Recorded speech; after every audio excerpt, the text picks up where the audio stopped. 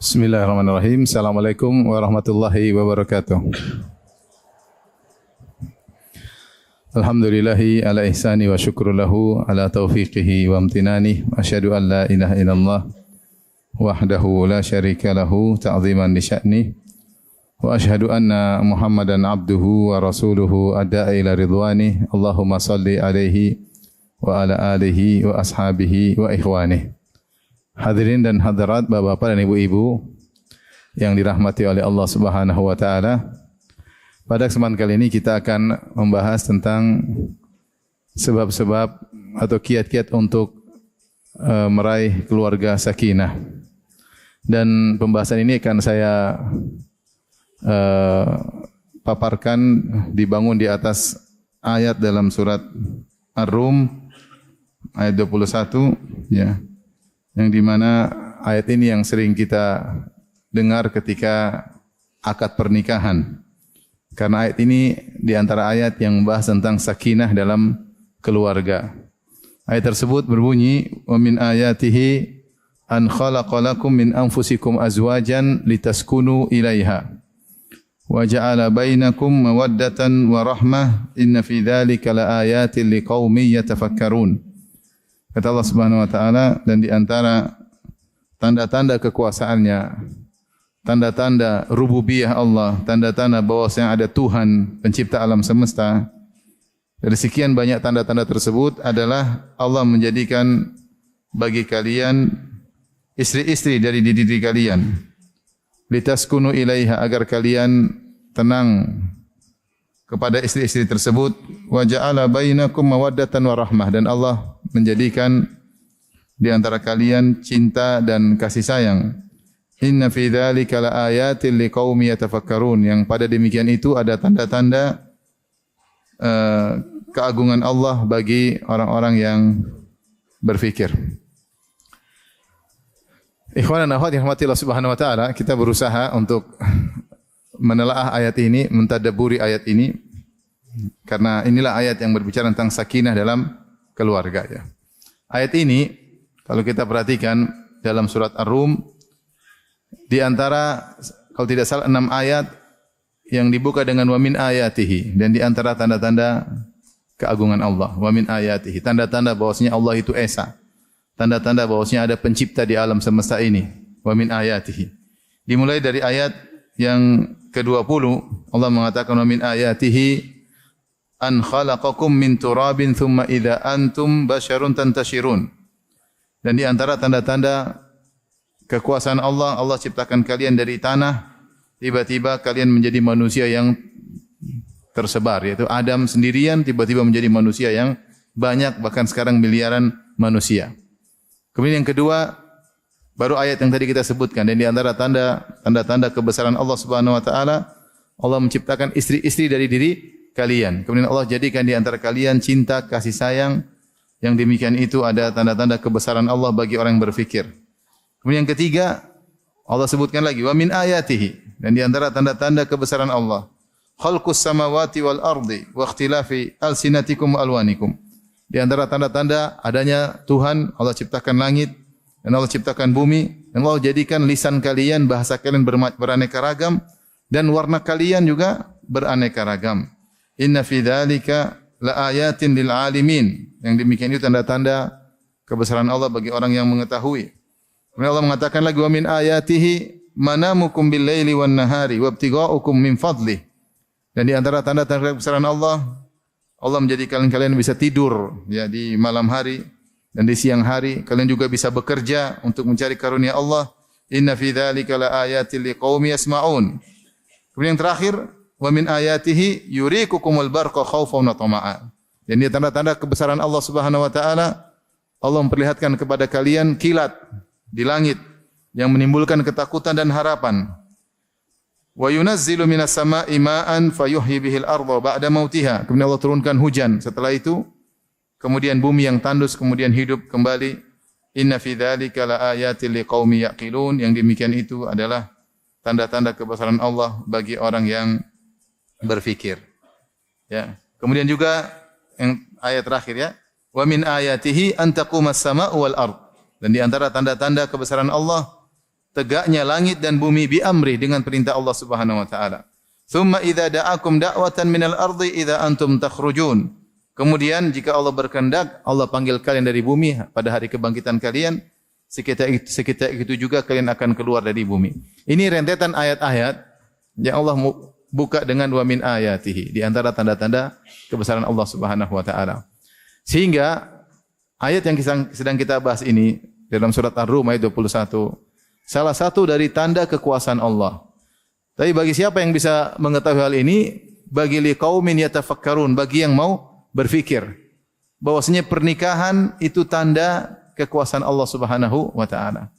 Bagaimana seorang laki bisa suka kepada seorang wanita? Siapa yang memasangkan dalam dirinya file hasrat kepada lawan jenis kecuali Allah Subhanahu wa taala. Allah yang pasang file tersebut sehingga menunjukkan ada Tuhan yang menciptakan kita. Buktinya kita bisa melihat lawan jenis kemudian tertarik. Kemudian juga bagaimana setelah pernikahan muncul kasih sayang yang sebelumnya tidak kita temukan sebelum pernikahan.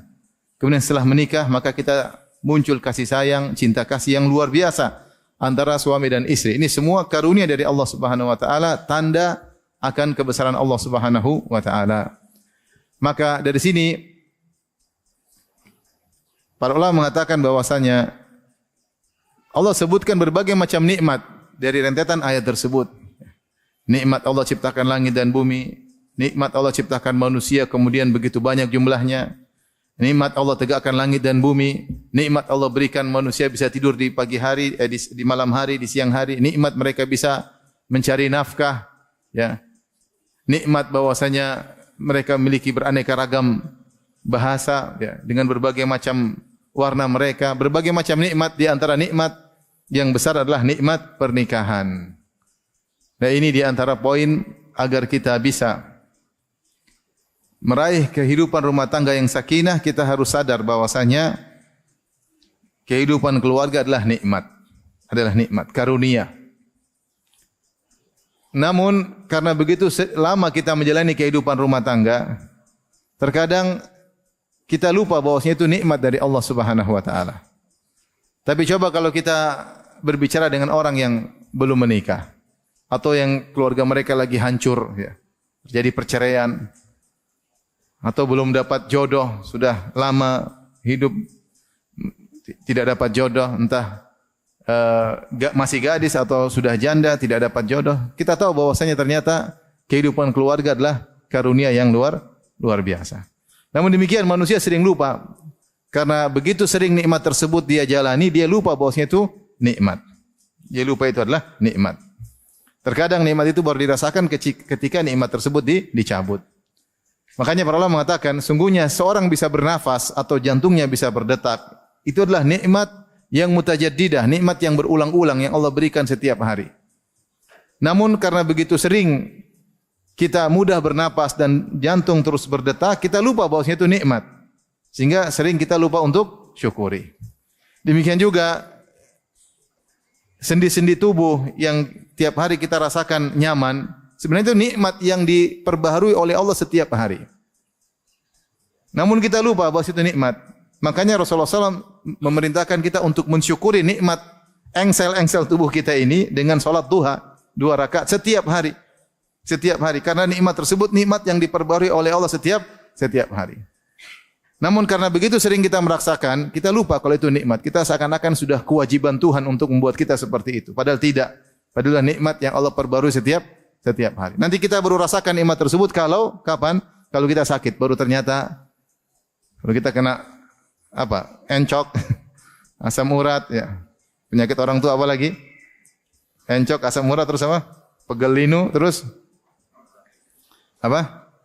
Rematik, ya. Apalagi saraf kejepit, nah baru kita tahu ternyata selama ini kita dalam kenikmatan yang berulang-ulang.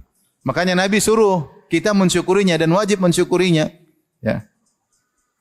Dan cara mensyukurinya di antaranya salat rakaat duha 2 rakaat setiap hari. Karena nikmat tersebut nikmat yang terbaharui setiap hari. Nah, saya katakan demikian juga nikmat keluarga. Ini nikmat yang kita rasakan bertahun-tahun. Istri punya anak bareng-bareng sama keluarga. Subhanallah, nikmat yang luar biasa. Yang tidak dimiliki oleh semua orang. Dimiliki oleh semua orang. Ya, kita lihat orang, ada seorang wanita kaya raya, jabatan tinggi, sudah umur 50 belum menikah, kita kasihan, dengarnya kita kasihan. Seandainya itu adik kita, seandainya itu kakak kita, seandainya itu putri kita kasihan enggak? Kasihan, karena kita tahu dia tidak merasakan nikmat yang kita rasakan. Meskipun dia mungkin gajinya 100 juta per bulan. Tapi ada kenikmatan yang dia tidak dapatkan. Nikmat kan? Keluarga. Saya melihat laki-laki udah umur 45 belum nikah-nikah, kita kasihan. Ada apa ini? Kasihan.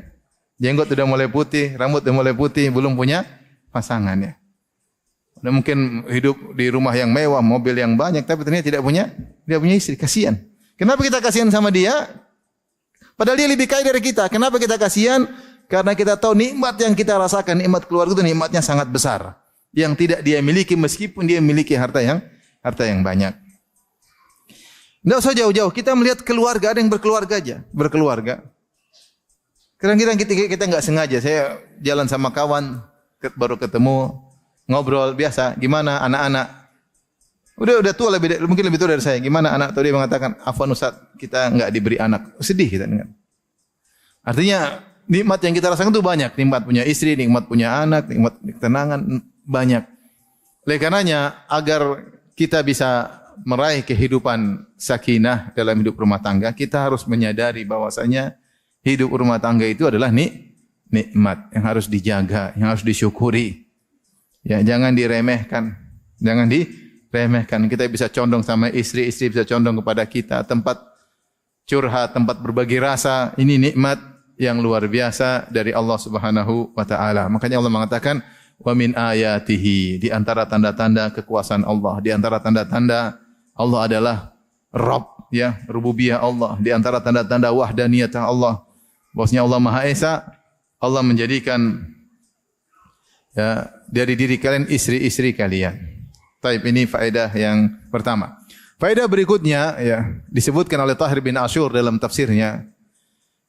Allah menyebutkan ayat ini dalam rangkaian tadi kita sebut 6 ayat, wa min ayatihi, dan itu terkait dengan tatanan alam semesta. Wa min ayatihi, ya.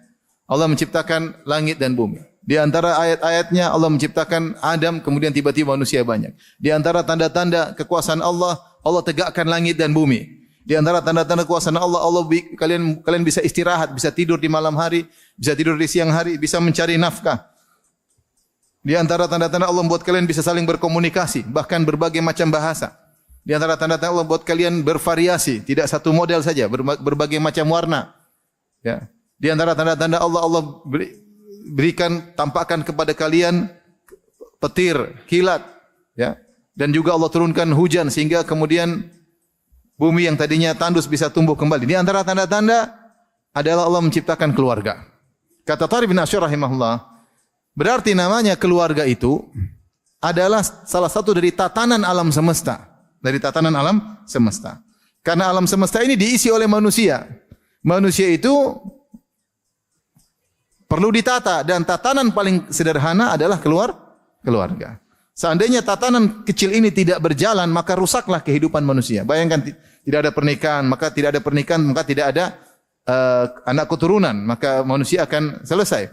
Kemudian kalau tidak ada pernikahan, maka kemudian berbagai macam penyakit sosial yang akan muncul. Oleh karenanya, selain rumah tangga adalah nikmat, dia adalah tatanan terkecil yang harus diperhatikan. Karena jika keluarga tidak jalan, maka sosial masyarakat juga tidak jalan. Ya. Tetapi kalau keluarga nyaman, maka masyarakat akan tumbuh dengan nyaman, dengan baik. Makanya di antara salah satu hikmah disebut oleh sebagian ulama, kenapa setelah menikah maka seorang wanita harus lebih taat kepada suaminya daripada kedua orang tuanya terkait dengan urusan rumah tangga, bukan secara mutlak ya. Tetapi kenapa setelah menikah seorang wanita harus lebih taat kepada suaminya daripada kedua orang tuanya kalau dia sudah menikah? Di antaranya untuk menjaga tatanan ini. Karena dalam menjalani keserasihan agar rumah tangga bisa serasi, bisa baik, bisa jalan dengan baik, maka harus ada yang ditaati dan yang mentaati. Yang ditaati itu kepala rumah tangga, dan yang mentaati adalah istri. Seandainya ketaatan ini tidak ada, rumah tangga akan kacau. Rumah tangga akan kacau. Maka begitu pentingnya taat kepada suami sampai dalam syariat dijelaskan bahwasanya taat kepada suami lebih utama daripada taat kepada kedua orang tua. Dan itulah sabda Nabi SAW ketika datang Mu'adz bin Jabal radhiyallahu anhu dari negeri Syam. Kemudian Mu'adz bin Jabal sujud kepada Nabi SAW. Maka Nabi tegur, kenapa kau melakukan? Ma hadza? Ada apa ini Mu'adz? Kenapa kau sujud kepadaku? Kata Mu'adz, aku melihat orang-orang di negeri Syam, mereka sujud kepada pendeta-pendeta mereka, kepada pembesar-besar mereka. Maka saya ingin sujud kepada Anda sebagai bentuk penghormatan. Maka Nabi mengatakan, la taf'al, jangan kau lakukan. Kemudian kata Rasulullah SAW, ya, lau kuntu amiran ahadan an yasjuda li ghairillah la amartul mar'ata an tasjuda li zawjiha. Kalau aku boleh memerintahkan seorang untuk sujud kepada Allah, maka aku akan perintahkan seorang wanita sujud kepada suaminya. Dan sungguhnya seorang wanita tidak bakalan bisa menunaikan hak Rabbnya sampai dia menunaikan hak suaminya. Rasulullah sebutkan, seandainya boleh ada seorang sujud kepada orang lain, Nabi tidak mengatakan saya akan menyuruh seorang sujud kepada ibunya, seorang sujud kepada bapaknya. Tidak, kepada seorang wanita kepada apa? Suaminya. Kenapa? Karena tadi kembali kepada tatanan ini paling penting. Tatanan dalam kehidupan manusia, tatanan terkecil adalah rumah tangga. Maka rumah tangga ini harus berjalan dengan baik. Pemerintah terkecil. Maka seorang wanita ketika sudah menikah, ketaatan kepada suaminya lebih utama daripada ketaatan kepada kedua orang tuanya. Maka ini perlu kita pikirkan. Allah sebutkan dalam rangkaian ayat-ayat tersebut untuk menunjukkan bahwasanya di antara tatanan alam semesta selain langit dan bumi dan macam-macamnya, di antaranya tatanan keluarga. Tatanan keluarga, maka kita harus fokus bagaimana bisa membangun keluarga kita dengan baik. Dengan baik, di antaranya dengan penuh ketenangan agar kita bisa menghasilkan hasil yang baik dari pernikahan tersebut. Memiliki anak yang salehah dan kita juga bisa hidup tentram dan kita juga bisa meraih pahala yang banyak dengan berumah tangga. Ini di antara faedah kedua yang disebut oleh Tahir bin Ashur dalam tafsirnya At-Tahrir wa Tanwir. Tapi di antara faedah ayat ini, Allah mengatakan min ayatihi an khalaqalakum min anfusikum azwaja. Sebenarnya Allah mengatakan an khalaqalakum min anfusikum azwaja. Allah ciptakan bagi kalian istri-istri kalian dari diri kalian, dari diri kalian. Ada yang mengatakan maksudnya adalah dari jenis kalian. Artinya ini secara hukum fikih yang disahkan dalam syariat hanyalah pernikahan manusia dengan manusia. Adapun pernikahan manusia dengan jin tidak boleh. Tidak boleh. Ya, karena ada pembahasan tentang masalah ini. Ada yang mengatakan boleh menikah dengan jin. Apakah manusia bisa berhubungan biologis dengan jin? Jawabannya bisa. Jawabannya bisa. Oleh karenanya di antara isyarat Allah sebutkan di antara nikmat-nikmat surga Allah sebut tentang bidadari, ya. Kata Allah Subhanahu wa taala fihinna qasiratut tarfi lam yatumithunna insu qablahum wala insun qablahum wala jan. Bahwasanya di surga nanti ada bidadari-bidadari yang selalu menundukkan pandangan mereka, ya. Lam yatumithunna insun qablahum wala jan, yang tidak pernah disentuh oleh lelaki manapun dan tidak pernah disentuh oleh jin manapun. Menunjukkan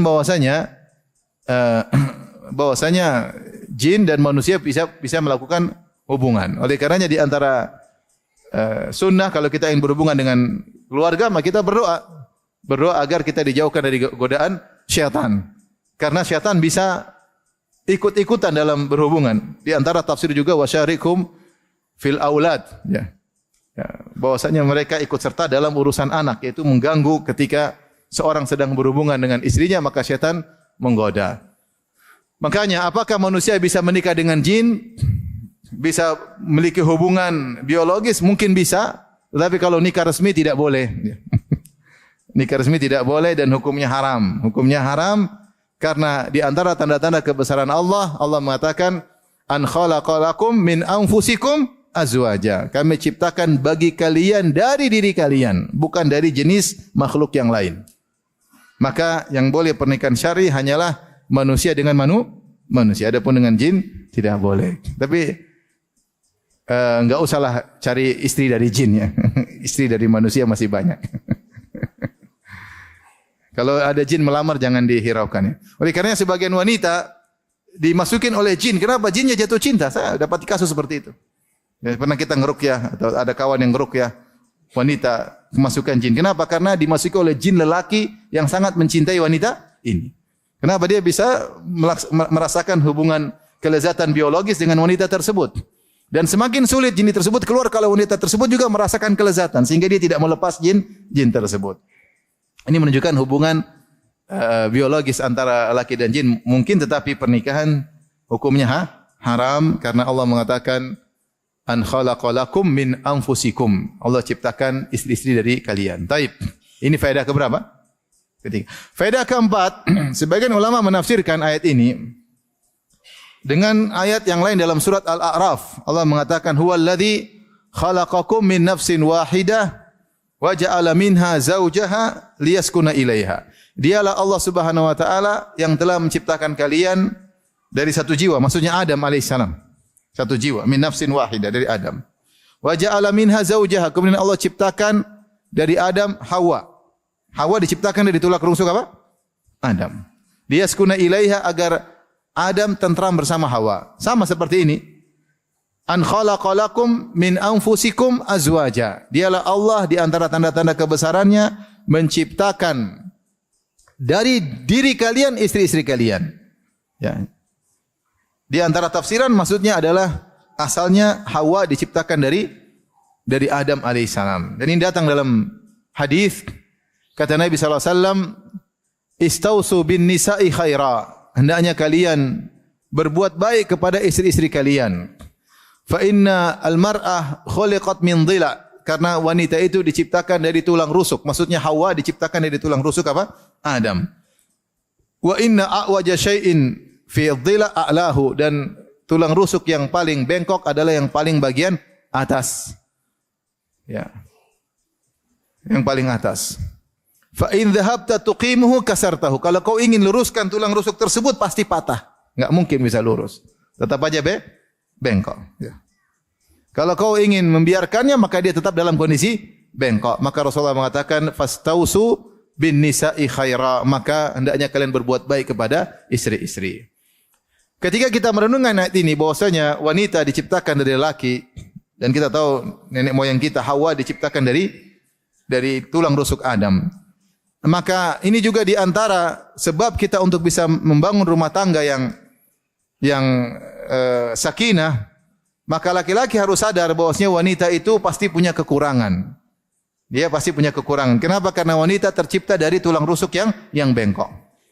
Dan tadi Rasulullah mengatakan wa inna awaja syai'in fil dhila a'lahu, dan yang paling bengkok dari tulang rusuk yang paling bagian atas. Sebagian ulama menafsirkan maksudnya adalah lisannya.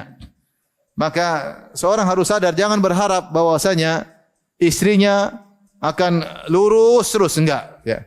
Istrinya tercipta dari tulang rusuk yang bengkok. Namanya bengkok pasti ada kekurangan. Dan di antara hikmah dari Allah Subhanahu wa taala Allah menciptakan wanita seperti itu karena wanita ketika diciptakan dari tulang rusuk yang bengkok, maka ternyata kenyataannya dia lebih mendahulukan perasaannya daripada nalarnya. Dia membutuhkan lebih mendahulukan perasaannya daripada nalarnya. Ini dari satu sisi kekurangan, dari satu sisi kelebihan. Kekurangan ya kadang dia cepat emosi, ya, cepat tersentuh, cepat ngambek, ya, apalagi baper, bawa perasaan, ya, perempuan, ya. Makanya Rasulullah mengatakan rifqon bil qawarir, lemah lembutlah kalian kepada qarurah, seperti gelas kaca, mudah pecah. Wanita itu mudah retak. Itu sifat wanita, ya. Dalam menghadapi permasalahan lebih mendahulukan perasaan daripada apa? Daripada nalarnya. Terkadang sulit untuk bersabar. Kenapa? Hatinya dia dahulukan daripada nalarnya. Ya. Makanya kalau sudah dibawa ke mall, pegang uang, habis cepat uang tersebut. Karena dia pokoknya depan pingin beli. Ya. Kalau laki-laki enggak, dia nalar. Jangan dulu, ini belum bayar, itu belum bayar. Dia pakai nalar dulu. Kepingin tapi listrik belum bayar. Akhirnya enggak jadi belanja. Karena mendahulukan nalarnya daripada apa? Perasaannya. Kalau perempuan mendahulukan perasaan daripada nalarnya. Sehingga dia punya kekurangan dari sisi, punya kelebihan dari satu sisi. Kelebihannya apa? Mendahulukan perasaan daripada nalar dibutuhkan untuk mengurus anak. Kita laki-laki ngurus anak pakai terlalu nalar, kita bingung kita gimana ya. Kalau perempuan enggak pakai, pokoknya dia dekap, dia tidur meskipun capek, dia enggak pakai nalar. Yang penting anak saya bagaimana bisa tenang. Sehingga dari satu sisi ada kelebihan yang dimiliki, mendahulukan perasaan daripada nalar untuk ngurus apa? Kelembutannya, kasih sayangnya dibutuhkan. Dan demikianlah agar laki-laki merasa laki-laki, dia harus menikah dengan model perempuan yang seperti ini, yang punya mendahulukan perasaan daripada apa? Nalar. Bayangkan kalau kita punya istri mendahulukan nalar daripada perasaan, minterin kita nanti. Repot juga punya istri seperti ini, gagah perkasa, tegar, wah repot. Kita pingin istri yang nangis, cengeng, manja, ini nggak apa-apa bi, tenang aja, repot. Nggak repot juga. Jadi itulah hikmah Allah Subhanahu Wa Taala menciptakan dua manusia yang berbeda. Yang satu tegar, tegas, mendahulukan nalar, sabar. Yang satu manja, perasa. Begitulah, ya, karena memang wanita bukan kompetitor bagi laki-laki, tapi partner bagi apa? Laki-laki. Ya. Jadi maksud saya ketika Allah mengatakan azwajan min anfusikum azwajan, Allah ciptakan dari diri kalian istri-istri agar kita sadar bahwasanya nenek moyang kita Hawa diciptakan dari tulang rusuk siapa? Adam. Dan tulang rusuk pasti bengkok. Kata Nabi, fa in dhahabta tuqimu kasartahu. Kalau kau ingin luruskan tulang rusuk itu pasti patah, enggak bisa. Kau mau istrimu lurus, patah enggak bisa. Dia pasti bengkok. Kalau dia lurus juga enggak menarik, dia menariknya kalau bengkok. Oleh karena jangan dipaksa untuk apa? Lurus. Nikmati kebengkokannya, jalani kehidupan dengan kebengkokannya. Ketika Nabi menyatakan wanita bengkok bukan untuk merendahkan wanita, tapi Nabi untuk menjelaskan kenyataan dan Nabi SAW ingin para laki untuk memberi uzur. Makanya Rasulullah SAW buka hadisnya dengan berkata, Istausu bin nisa'i khaira. Hendaknya kalian berbuat baik kepada para wanita. Kenapa berbuat baik kepada para wanita? Karena wanita itu diciptakan dari tulang rusuk yang bengkok. Maka tunggulah kesalahan-kesalahannya. Tunggulah kebengkokan-kebengkokannya. Kau enggak bakalan hidup tanpa kebengkokan apa? Wanita. Sabar. Sabar. Rasulullah buka hadisnya dengan berkata demikian dan Rasulullah SAW tutup hadisnya pun demikian. Fastausu bin nisa'i khaira. Maka adanya kalian berbuat baik kepada para wanita. Adapun sabda Nabi, istausu bin nisa'i khaira. Hendaknya kalian berbuat baik kepada wanita. Maka ada beberapa pendapat di kalangan para ulama apa makna dari hadis ini. Ada yang mengatakan fastausu bin nisa'i khaira, yaitu perhatian Nabi seakan-akan Nabi beri wasiat kepada para laki. Wahai seakan-akan Nabi berkata, wahai para lelaki, wahai para suami, aku wasiatkan kalian untuk berbuat baik kepada istri-istri. Wasiat itu adalah perintah yang diperhatikan. Ya, seperti orang mau meninggal kemudian kasih apa? Wasiat. Berarti perintah yang harus diperhatikan. Nabi mengatakan, wahai para laki, para suami, aku wasiatkan kalian untuk berbuat baik kepada istri. Jangan cari alasan mereka bengkok, kalian tidak buat baik sama mereka. Karena memang mereka kodratnya sudah demikian. Jangan berharap wanita lurus. Maka sabarlah dengan kebengkokannya, nikmati kebengkokannya, dan sabarlah dengan mereka, berbuat baik kepada mereka. Ini tafsiran pertama. Tafsiran yang lain ada yang mengatakan, istausu bin nisa'i khaira. Istausu itu saling mewasiatkan. Seakan-akan Nabi berkata, wahai para suami, kalian harus saling mengingatkan satu dengan yang lainnya. Kalau ketemu kawan, gimana istrimu? Gimana? Sudah kau baikin enggak? Sudah kau maafin enggak? Kenapa? Karena berbuat baik kepada istri perkara yang sering terlupakan. Perkara yang sering terlupakan. Apalagi kalau kita baca tentang sejarah jahiliyah dahulu. Bagaimana wanita dalam tatanan Arab jahiliyah tidak ada nilainya. Tidak ada nilainya. Ya. Tidak ada nilainya sama sekali. Maka Rasulullah datangkan banyak hadis penekanan tentang pentingnya berbuat baik kepada istri dan bersabar dengan mereka. Sehingga Rasulullah datangkan dengan sabdanya, istausu bin nisa'i khairan. Maknanya kalau kita artikan dalam sebagian tafsir para syurahul hadis, para ulama, maknanya hendaknya para laki saling mengingatkan. Jadi kalau ketemu kawan, kita ingatin, gimana istrimu? Sudah dibeliin emas belum? Mana istrimu ini? Liburan sudah jalan-jalan belum? Istri? Enggak, saya suruh ngaji doang, suruh ngaji di kamar. Enggak. Kita suruh berbuat baik sama keluarga. Karena sering terlupakan, maka harus saling mengingatkan. Harus saling mengingatkan. Maka ini nasihat kepada para laki untuk ingat bahwasanya wanita terciptakan dari tulang rusuk yang bengkok, maka hendaknya bersabar dalam berbuat baik kepada wanita. Sekaligus peringatan kepada para wanita bahwasanya para wanita memang bengkok, maka jangan sok lurus. Jadi kalau diskusi sama suami, ya ngerti ya memang saya ada kekurangan. Ya memang kamu punya kekurangan karena kamu tercipta dari tulang rusuk yang bengkok. Jangan malah sebaliknya pingin jadi menguasai rumah tangga. Lupa dengan kodratnya bahwasanya dia punya kekurangan, tidak pantas menjadi pemimpin kepala rumah tangga karena dia tercipta dari tulang rusuk yang bengkok. Jangan sebaliknya, ingin menguasai apa? Laki-laki, ingin menguasai laki-laki. Makanya Allah berfirman, "Ar-rijalu qawwamuna 'alan nisa." Para laki adalah pemimpin para wanita. Kata Ibnu Abbas radhiyallahu anhuma, al-umara, para laki itu seperti amir-amir di rumahnya, pemimpin kepala rumah tangga. Maka saya katakan istri yang salehah adalah istri yang tahu diri kodratnya bahwasanya dia tercipta dari tulang rusuk yang bengkok sehingga dia menyerahkan kepemimpinan kepada suaminya. Menyerahkan kepemimpinan kepada suaminya. Kalau suaminya tidak jadi pemimpin, rumah tangga enggak jalan. Tadi saya sudah sebutkan. Para ulama mengatakan istri harus taat kepada suami lebih daripada taat kepada kedua orang tua. Supaya pemerintahan rumah tangga bisa berjalan. Pemerintahan kalau enggak ada yang ditaati, enggak ada yang mentaati, pemerintahan apa namanya? Enggak ada pemerintahan. Namanya pemerintahan itu harus ada yang berkuasa, ada yang dikuasai. Nah, pemerintahan terkecil adalah rumah tangga. Suami yang berkuasa, istri yang taat. Sehingga saya sampaikan, istri yang salehah adalah istri yang bisa membuat suaminya merasa diri sebagai pemimpin di rumah tangganya. Kapan seorang suami merasa dialah kepala rumah tangga, berarti istrinya istri salehah. Keputusan di tangannya, diskusi boleh, tapi keputusan di tangannya. Kalau dia perintah istrinya taat. Kapan suami merasa saya kepala rumah tangga, berarti istrinya istri yang salehah. Tetapi kapan suaminya tidak merasakan demikian, bahkan merasa istrinya kepala rumah tangga, maka ini istri tidak salehah atau ada yang tidak beres pada suaminya. Ya. Tapi ada ikhwan, aduh Ustaz, istri saya kalau pulang di rumah kayak kucing. Kenapa kayak kucing? Meong-meong melulu, nggak digubris. Jadi ingat, di antara kita bisa meraih sakinah dalam rumah tangga, maka suami harus pengertian sama istri, sering memaafkan istri, mengerti istri pasti punya kesalahan, istri sosok wanita, manusia yang mendahulukan perasaan daripada nalarnya, mudah perasa karena Rasulullah mengatakan dia seperti kaca yang mudah retak. Tetapi istri sebaliknya juga harus tahu bahwasanya suaminya adalah kepala rumah tangga. Tapi kita lanjutkan faedah berikutnya. Yang berapa sekarang? Yang berapa?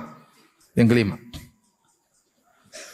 Allah Subhanahu wa taala berfirman, "Wa min ayatihi an khalaqa lakum min anfusikum azwajan litaskunu ilaiha."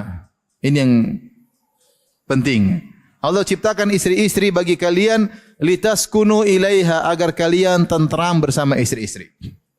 Secara bahasa Arab, seharusnya secara bahasa Arab disebut litaskunu biha, agar kalian tentram bersama istri kalian, pakai huruf ta'diyah, huruf ba. Tetapi ternyata dalam ayat ini Allah menggunakan ila, litaskunu ilaiha, kepadanya, agar kalian tenang kepadanya. Kan harusnya tenang dengannya, ya enggak? Secara bahasa harusnya apa? Agar kau tentram dengan istrimu, ya enggak? Bukan agar kau tentram kepada istrimu. Tetapi ternyata dalam ayat, dalam dua ayat, baik dalam surat Rum maupun dalam surat Al-A'raf, Allah menggunakan kata ila, litaskunu ilaiha. Makanya dalam kaidah ilmu tafsir disebut dengan metode tadmin. Metode tadmin itu ada fiil yang disembunyikan, ada fiil yang kata kerja yang disembunyikan. Maksudnya litaskunu ilaiha, yaitu litaskunu biha wa tatma'innu ilaiha. Ada kata kerja yang disembunyikan, maknanya agar kalian tentram dengan istri kalian dan ada kecondongan. Ada al-mail ilaiha, ada kecondongan. Bukan sekedar tentram tapi condong. Condong tuh rindu, pengin ketemu dia, pengin ngobrol sama dia, ada condong. Bukan sekedar tentram dengannya, tetapi ada kecondongan kepada istri. Dan ini di antara tujuan utama pernikahan, agar muncul sakinah antara suami dan istri.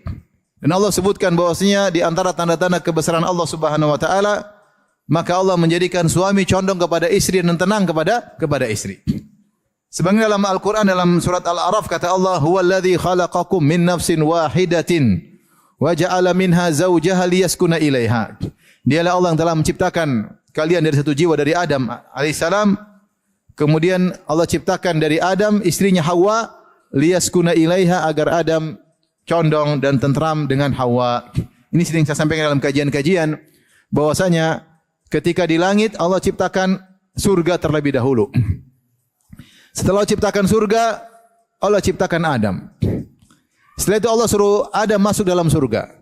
Tapi ternyata di antara hikmah Allah sebelum Allah suruh Adam masuk dalam surga, Allah ciptakan istrinya terlebih dahulu. Ya. Makanya Allah mengatakan, "Wa ya Adam uskun anta wa zaujukal jannata." Wahai Adam, tinggallah engkau dan istrimu ke dalam surga.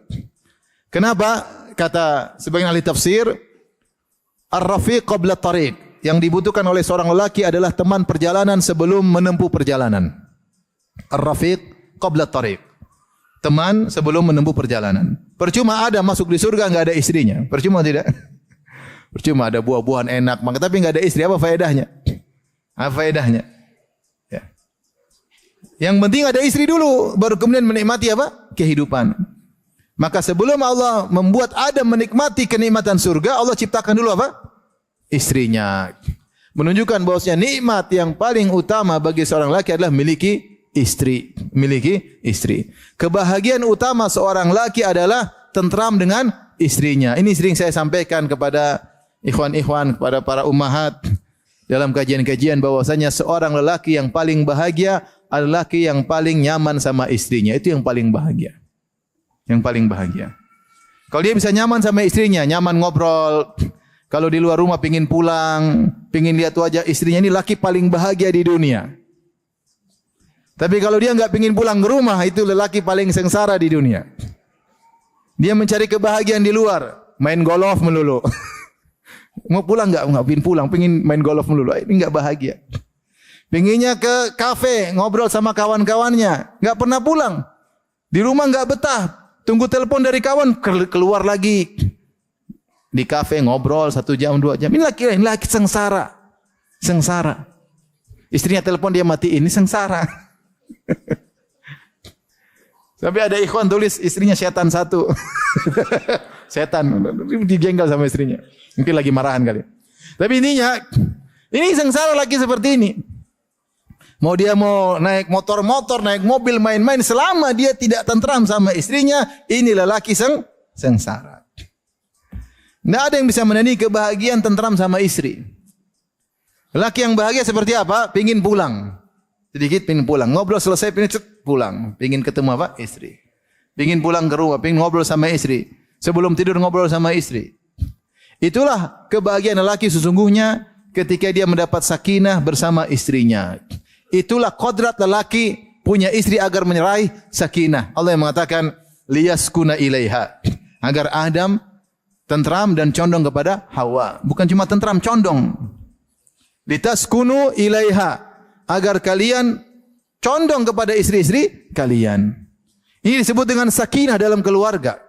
Dalam keluarga. Nah ini adalah karunia Allah yang harus dipertahankan. Kenikmatan yang harus dijaga.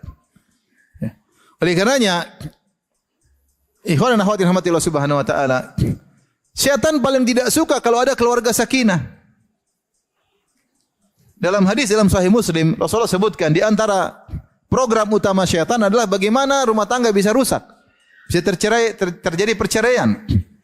Rasulullah SAW bersabda, "Inna iblis wada'a arsyahu 'alal ma', thumma yab'atsu sarayahu." Sungguhnya iblis meletakkan singgasananya di atas lautan, di atas air, kemudian dia kirim anak buahnya untuk menggoda manusia. Fa adnahu minhum manzilatan a'dhamuhum fitnah. Setelah mereka menggoda, mereka lapor kepada iblis. Yang paling kedudukannya tinggi di sisi iblis adalah yang paling besar fitnahnya bagi manusia. Fayaji ahaduhum. Setelah mereka menggoda, mereka lapor. Kata satu datang, wahai iblis, saya sudah gini. Kata iblis, belum, kau belum apa-apa. Segitu aja. Datang lagi, iblis itu provokator, cuma segitu. Datang lagi satu, cuma segitu. Sampai ada satu mengatakan, ya iblis, la azalu bihi hatta farraqtu baina wa baina zaujatihi. Saya terus mendekatinya, saya goda sampai dia ceraikan istrinya. Kata iblis, "Ni'ma anta, ente memang hebat. Ente anak boko yang paling top." Iblis memuji dia, kenapa? Dia berhasil memisahkan suami dari istrinya. Jadi benar bahwasanya kehidupan rumah tangga yang sakinah adalah tujuan utama dalam keluarga. Tapi ingat, sana ada iblis, anak buahnya syaitan yang ingin merusak rumah tangga kita. Bahkan Allah sebutkan dalam Al-Quran, di antara kebiasaan para penyihir, yufarriquna bihi bainal mar'i wa zawjih. Di antara kegiatan para penyihir adalah memisahkan antara suami dan istri. Membuat istrinya lihat suaminya benci. Melihat suami lihat istrinya benci. Tiba-tiba ada kebencian. Kenapa? Ada sihir. Setan senang, penyihir senang kalau terjadi kerusakan dalam rumah tangga. Maka hubungan yang paling kuat, benar kita ada hubungan dengan orang tua, dengan kakak, dengan adik, dengan kawan, tapi hubungan paling dekat suami istri. Suami istri memiliki hubungan yang paling kuat. Saking kuatnya sampai Allah berkata, "Hunna libasul lakum wa antum libasul lahun." Sungguhnya kalian para lelaki, wanita adalah pakaian bagi lelaki, wa antum libasul lahun, dan kalian adalah pakaian bagi para wanita. Kenapa? Saking dekatnya, menempel. Hubungan kita sama orang tua benar kuat, tapi tidak seperti hubungan dengan istri. Rahasia kita, kebaikan kita, aib kita, istri semua tahu. Oleh karenanya hubungan ini perlu dijaga, karena di balik hubungan ini maka banyak maslahat yang tadi sudah kita sebutkan. Tatanan ya, masyarakat dimulai dengan tatanan terkecil, tatanan suami istri, tatanan rumah tangga. Jika tatanan ini berjalan dengan baik, maka banyak kemaslahatan yang bisa diraih. Banyak kemaslahatan yang bisa diraih. Ini ikhwan dan akhwat yang dirahmati Allah Subhanahu wa taala, beberapa faedah yang bisa saya ambil dari ayat surat Ar-Rum ayat 21 tadi sebagai pondasi dasar untuk kita berbicara bagaimana kita bisa membangun rumah tangga yang sakinah. Taib. Beberapa kiat ya yang mungkin perlu kita perhatikan agar kita bisa membangun rumah tangga yang sakinah. Sebelumnya saya ingin tahu bapak-bapak yang berumah tangga, coba angkat tangan. Dibalik. Yang jomblo. Yang jomblo coba angkat tangan. 1, 4 ya. Menderita jomblo kan? Menderita jomblo. Makanya di surga enggak ada yang jomblo kan? Laisa fil jannati a'zab. Kata Nabi, di surga tidak ada yang apa? Jomblo. Karena di surga harus nikmat. Jomblo bukan kenikmatan ya. Alhamdulillah kebanyakan kita sudah berumah tangga ya. Yang sudah bahagia banyak bersyukur kepada Allah Subhanahu wa taala. La in syakartum la azidannakum. Kalau kalian bersyukur aku akan tambah, maka akan semakin diberi kebahagiaan. Yang belum bahagia segera perbaiki diri. Hidup rumah tangga bukan sebentar, bukan sepekan, 2 pekan. Hidup rumah tangga sampai bertahun-tahun, bertahun-tahun. Ya.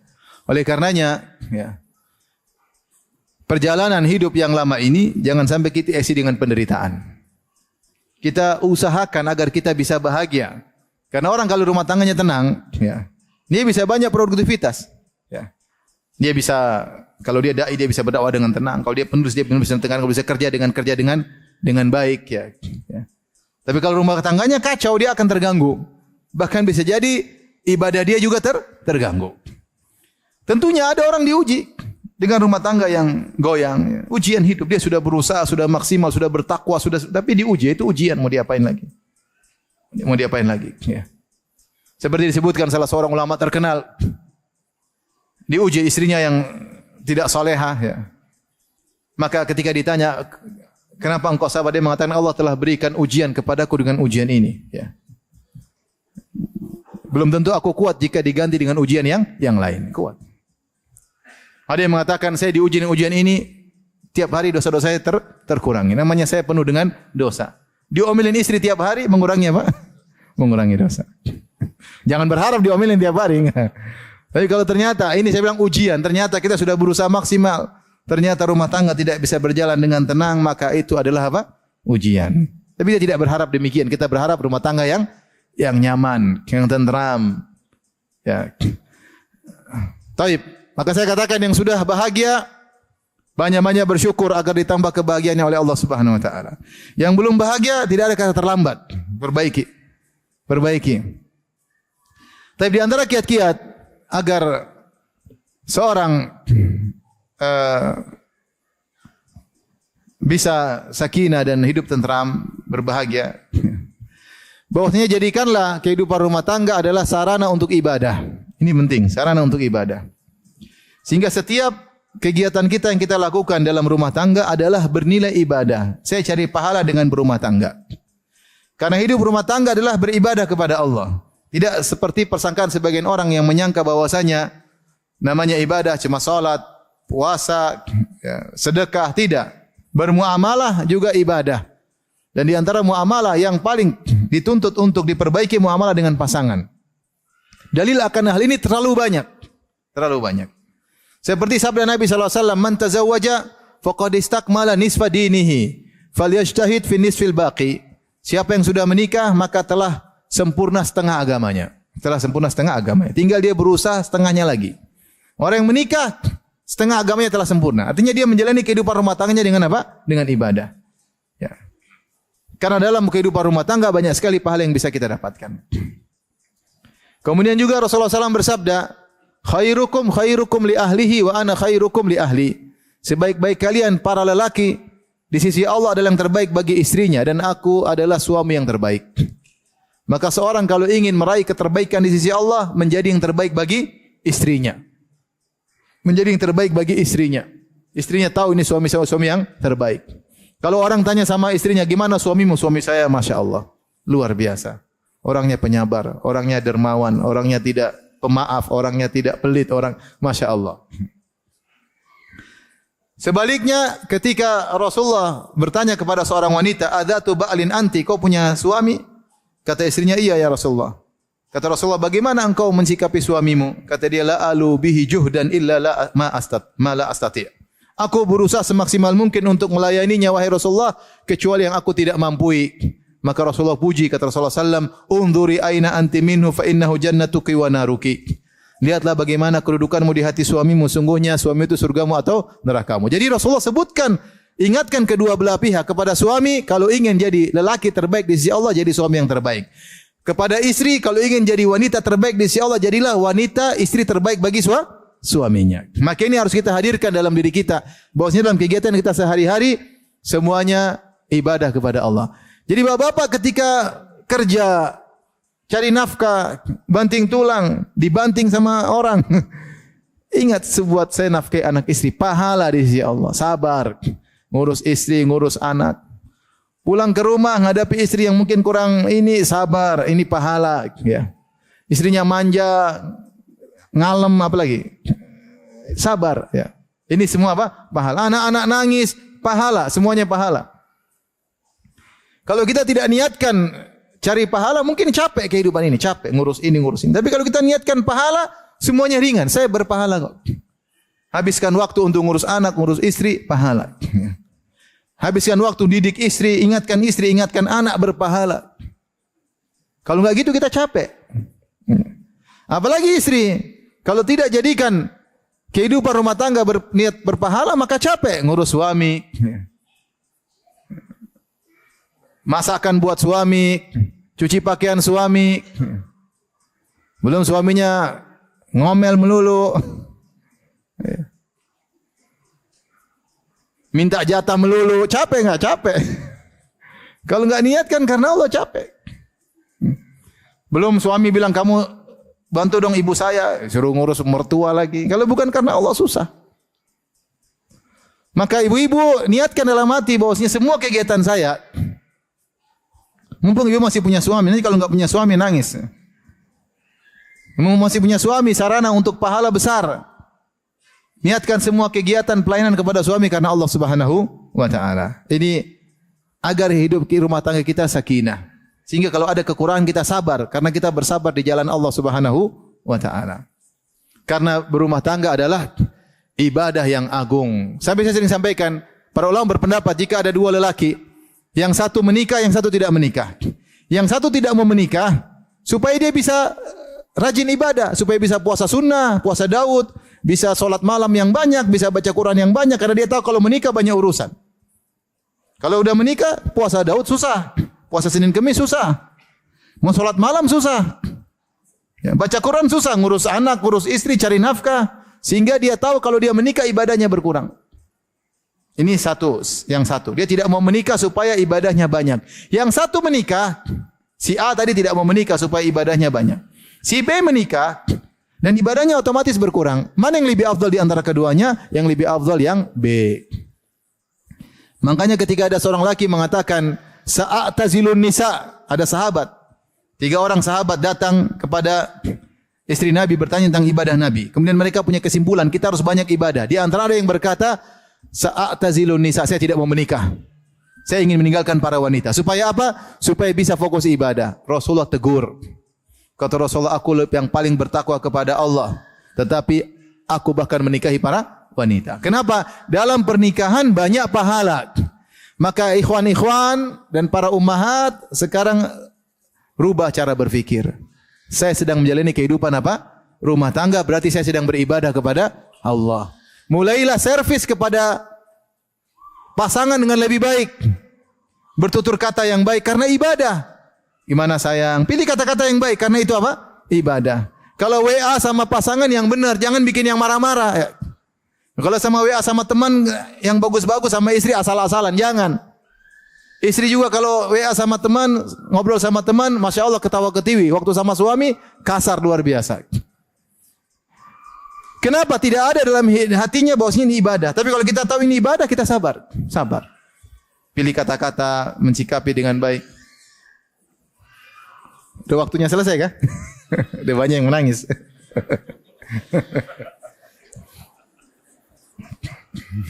Katanya Ustadz kelamaan ya.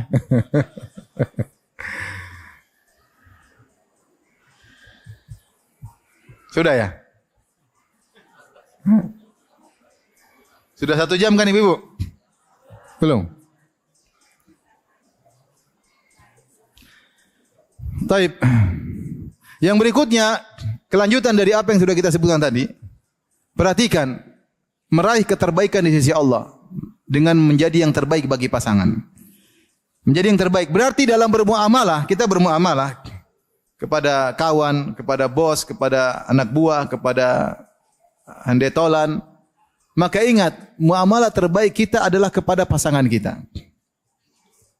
Saya kasih gambaran, saya sering sampaikan, kalau kita mudah memaafkan orang lain, maka istri kita lebih utama untuk kita maafkan. Kalau kita pandai membuat tertawa orang, kita candain, maka istri kita lebih utama untuk kita candain. Sisihkan waktu untuk kita candain dia. Kalau kita punya waktu ya untuk bisa bercengkrama dengan kawan, maka waktu dengan istri lebih utama. Karena pahalanya lebih besar, lebih besar. Karena ini konsekuensi dari sabda Nabi, khairukum li ahlihi. Sebaik-baik kalian yang terbaik bagi apa? Istrinya. Ini harus dihadirkan. Kalau kita enggak baik sama istri, baik kita enggak terbaik. Omong kosong kita bilang saya terbaik sisi Allah, ternyata sama istri enggak baik. Omong kosong. Istri ngomel sedikit kita bentak, kita marah-marah. Lagi mana? Coba kalau teman ngomel sedikit kita enggak marah. Kita mudah maafkan teman, istri lebih utama untuk kita maafkan. Lagi pula jasa teman kita tidak sebanyak jasa istri kita sama kita. Maka kita harus ingat akan hal ini. Kalau saya punya waktu bercengkrama sama kawan, pulang ke rumah ketemu istri, punya waktu dong untuk ngobrol sama istri sebelum tidur. Ya. Sehingga kita bisa mengukur diri, sudahkah saya yang terbaik bagi istri saya? Pikir. Sebagian ikhwan Masya Allah, terima kawan, ngobrol sama kawan, di kafe, ngobrol. Sama istri enggak betah. Baru ngobrol sebentar, Abi lagi sibuk. Subhanallah. Enggak betah. Mas saya mau enggak ada nanti besok aja. Subhanallah. Kalau temannya telepon, gimana akhi? Gimana? Abang saya bantu. Masya Allah. Sama temannya seperti itu. Sama istrinya enggak ada. Enggak ada waktu untuk senyum-senyum sama istrinya. Kalau jalan-jalan, tadabur alam, pergi ke laut, pergi ke sana, mancing di tengah laut, pergi kemana, sama istrinya enggak betah. Kalaupun ada dikasih waktu istri cuma sedikit. Sementara waktu buat teman-temannya terlalu banyak. Ya, ente jadi terbaik bagi istri ente, omong kosong. Terus ente mau jadi terbaik sisi Allah, omong kosong. Sudah Rasulullah sudah kasih barometer. Kalau ingin terbaik di sisi Allah, jadi terbaik bagi apa? Istri. Dan itu dipraktekkan benar oleh Nabi SAW. Oleh karenanya ikhwan, untuk menjaga sakinah rumah tangga kita, berusaha jadi terbaik bagi apa? Istri. Saya katakan tadi, kalau kita bisa ramah sama teman, istri lebih utama. Kalau kita bisa maafkan kawan, istri lebih utama. Kalau kita bisa beri hadiah sama kawan, istri lebih utama. Kalau kita berfikir untuk menyenangkan hati kawan, hati istri lebih utama. Kalau kita bisa berkorban harta dan waktu untuk kawan, istri lebih utama. Istri lebih utama. Sampai kita buktikan di hadapan Allah bahwasanya saya terhadap istri terbaik daripada yang lainnya. Maka jadilah kita terbaik di sisi Allah Subhanahu wa taala. Dan itulah bagaimana para sahabat terdahulu, istri-istri mereka kalau ditanya tentang suami mereka, mereka berkata, siapa yang lebih baik daripada suamiku? Siapa yang lebih baik daripada suamiku? Lihatlah Ummu Salamah radhiyallahu anha, ketika suaminya Abu Salamah meninggal, kemudian dia disunahkan untuk berdoa, wa khlufli khairan minha, ya Allah berilah ganti lebih baik, maka dia sulit untuk mengungkapkannya. Kenapa? Dia bergumam dalam hatinya, man khairun min Abi Salamah, siapa yang lebih baik daripada suamiku Abu Salamah?